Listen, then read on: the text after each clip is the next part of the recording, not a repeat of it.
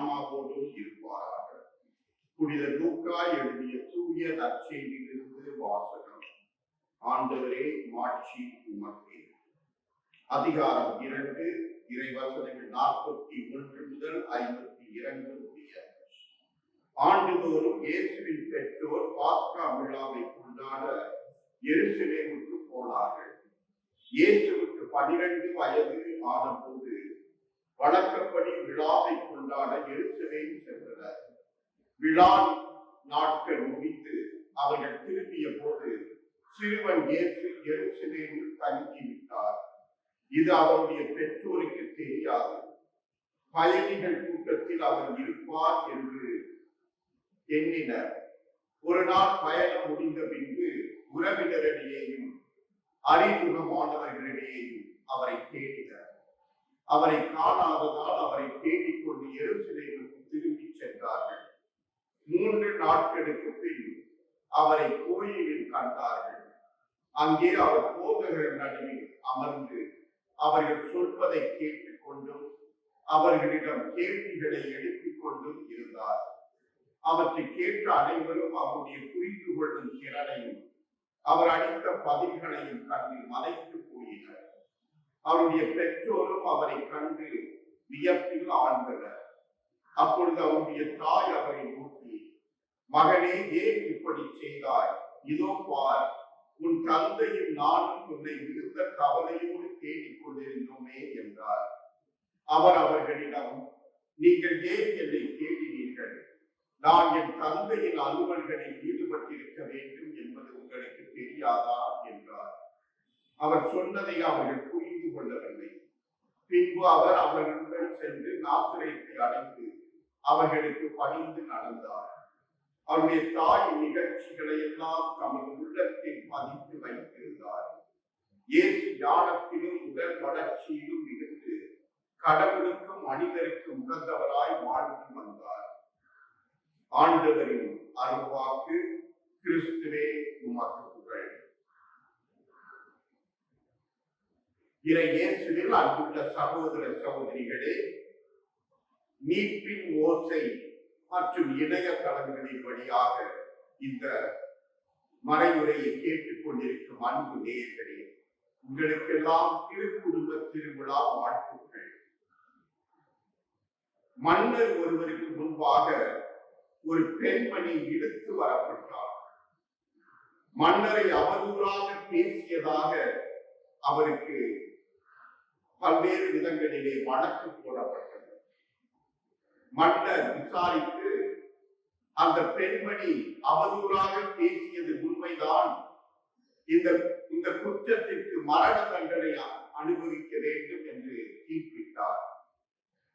இதை கேட்டறிந்த அந்த பெண்மணியின் கணவர் விரைவாக ஓடி வந்து, மன்னா, அந்த தண்டனையை நான் ஏற்றுக்கொள்கிறேன். என் மனைவிக்கு பதிலாக நான் என் உயிரை கையளிக்கிறேன் என்று அவன் சொன்னான். இதை கேட்ட மன்னன் வியப்பில் அடைந்தார்.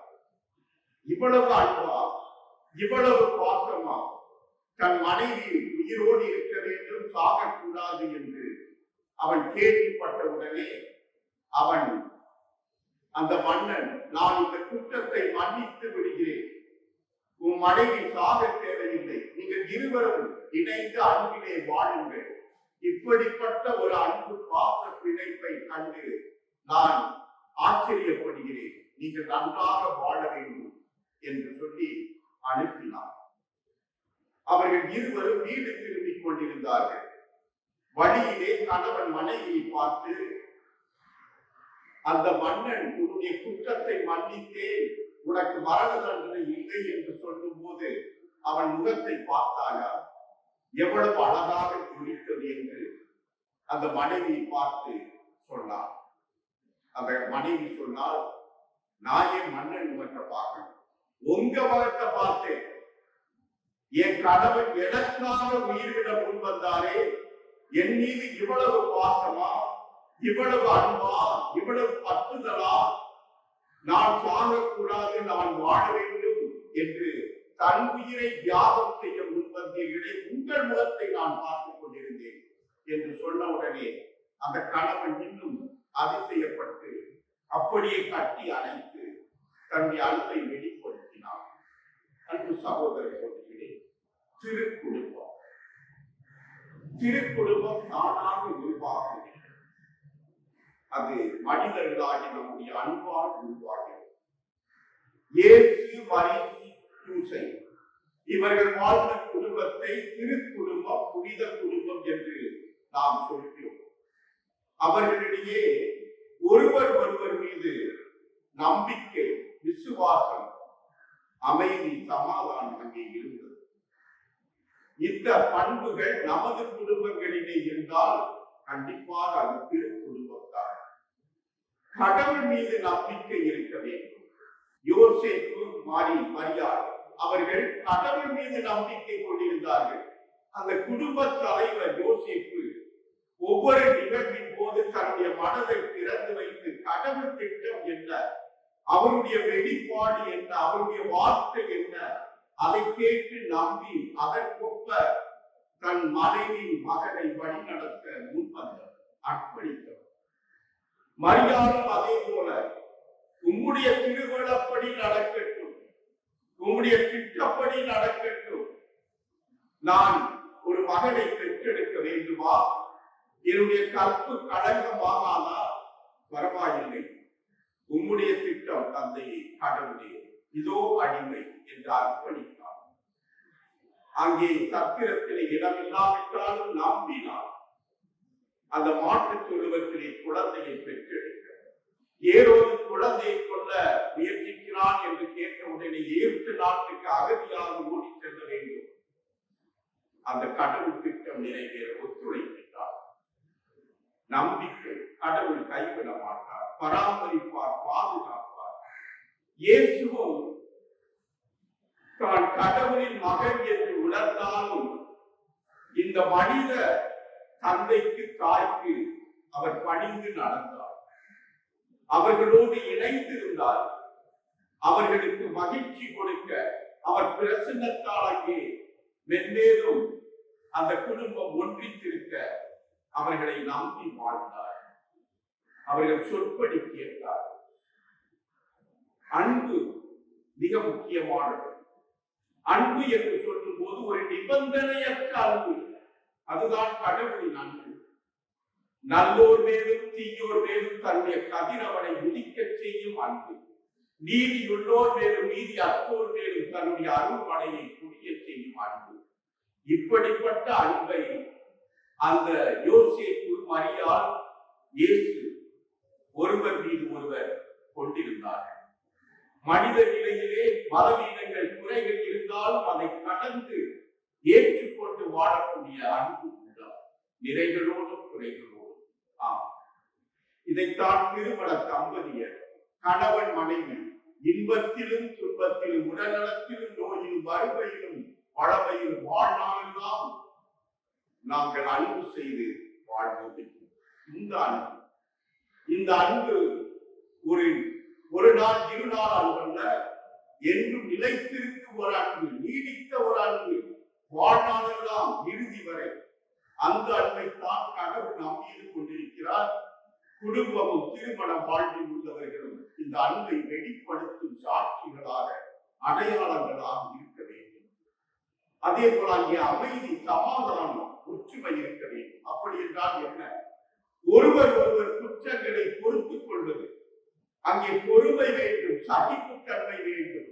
பெரிதுபடுத்தி வீண் கோபத்திற்கு, சீற்றத்திற்கு இடம் கொடுத்து படித்து படி வாங்கக்கூடிய நிலைப்பாடு வரக்கூடாது. இன்று எத்தனையோ குடும்பங்கள் பிரிந்து சின்னாபின்னமாகிக் கொண்டிருக்கிறது என்றால் அங்கே பொறுமை இல்லை, சகிப்புத்தன்மை இல்லை, குறைகளை பொறுத்துக் கொண்டு மன்னித்து வாழக்கூடிய அன்பு உள்ளம் அங்கே இல்லை, சமாதானம் இல்லை. அப்படிப்பட்ட உள்ளம் நமக்கு தேவை. அப்போது அது திருக்குடும்பமாக இருக்கும். அந்த இறை பிரசன்னம் இருக்க நாம் அனைவரும் இணைய வேண்டும். இறை வார்த்தையை தியானிப்பதிலே நம்மையே ஒப்புக் கொடுக்க வேண்டும். அன்பு சகோதர சகோதரிகளே, பெற்றோர்கள் பிள்ளைகளை அன்புடன் வளர்க்க, பிள்ளைகள் பெற்றோர்களை மதித்து படிந்து நடக்க, இது மிக முக்கியமானது. அண்ணன் காந்தியை ஒரு முறை கோபாலகிருஷ்ண கோகலே என்பவர் அவருடைய நண்பர் ஒரு முறை அவரிடம் கேட்டாராம், நீங்க காட்டுக்குள்ள உங்க அப்பா அம்மாவோட மாலை நேரத்துல போய்கிட்டு இருக்கீங்க, அங்கே ஒரு புலி எதிரே வருகிறது, அந்த புலி எதிரே வரும்போது யாரை காப்பாற்றுவீர்கள், அப்பாவையா அம்மாவையா என்று. இது மிக ஒரு இக்கட்டான கேள்வி. இதற்கு எப்படி பதில் சொல்வது என்று தெரியாமல் ஒரு நிமிடம் அமைதி காத்தார் அண்ணல் காந்தி. அதற்கு பின் அண்ணல் காந்தி சொன்னார், என்னுடைய அப்பா அம்மாவை பின்னால் கட்டிவிட்டு நான் முன்னால் அந்த புலியை நோக்கி ஓடுவேன், என் உயிரை படைய வைத்தேன், என்னையே இரையாக கொடுத்தேன், ஆகவே என் தாய் தந்தை இருவரும் வாழ்வார்கள், காப்பாற்றப்படுவார்கள், அவர்களுக்காக நான் என்னையே கொடுத்தேன். ஆனால் இன்றைய காலகட்டத்திலே, இந்த நவீன காலத்திலே தாய் தந்தை தன்னோடு வாழக்கூடாது, பாதுகாப்பாக இருக்கக்கூடாது என்று முதியோர் இல்லத்திலே எத்தனையோ பேர் விடுவதை நாம் பார்க்கிறோம். அவர்கள் வயது முதிர்ந்த நிலையிலே தன்னை பெற்றெடுத்து வளர்த்து ஆளாக்கிய இந்த மகன் அல்லது மகள் அவர்களை ஒதுக்கிவிட்டு ஓரம் கட்டிவிட்டு வாழக்கூடிய நிலைப்பாடு. இதுதான் திருக்குடும்பமா? இதுதான் இயேசு வாழ்ந்த மரியாள் சூசை குடும்பமா? இதோ என்று சிந்திப்போம். நாம் அனைவரும் இணைந்து வாழ, ஒன்றித்து வாழ, அந்த ஆண்டவருடைய ஆசீர்வாதத்தோடு இருக்க நம்மையே ஒப்பு கொடுத்து வரம் கேட்போம்.